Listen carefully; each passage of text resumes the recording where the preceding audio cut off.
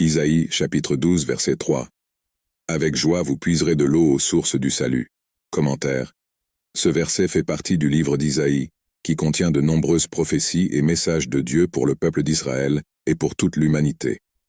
Au chapitre 12, Isaïe exprime un chant d'action de grâce et de louange à Dieu pour son salut et sa rédemption. Joie dans le salut. Le verset commence par le mot « avec joie ».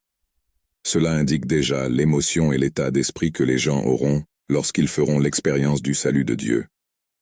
Le salut est un motif de joie et de profonde gratitude. Puiser l'eau des fontaines du salut. L'image utilisée est celle de puiser l'eau d'une fontaine. L'eau est essentielle à la vie, et ici elle symbolise le salut que Dieu offre. L'idée est que, tout comme les gens tirent de l'eau d'une source pour étancher leur soif, les gens puiseront le salut de Dieu pour satisfaire leurs besoins spirituels et émotionnels. Ce verset exprime une réponse émotionnelle à l'action rédemptrice de Dieu. L'analogie de l'eau est puissante, car le salut est considéré comme une source de vie et de renouveau spirituel. Il souligne également que le salut n'est pas seulement une théorie, mais quelque chose de tangible et d'expérimental.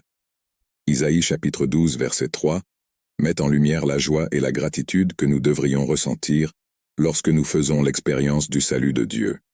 Ce n'est pas seulement limité au peuple d'Israël à cette époque, mais c'est un message pertinent pour nous tous.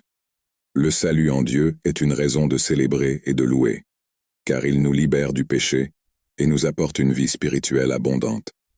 Cela nous rappelle aussi que notre relation avec Dieu doit être vivante et changer la vie, permettant au salut de couler comme de l'eau fraîche dans notre vie quotidienne.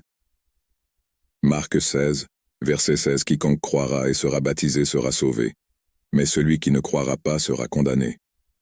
1 Corinthiens 6, versets 9 et 10. Ne savez-vous pas que les injustes n'hériteront pas le royaume de Dieu? Ne vous méprenez pas, ni les fornicateurs, ni les idolâtres, ni les adultères, ni les hommes EF,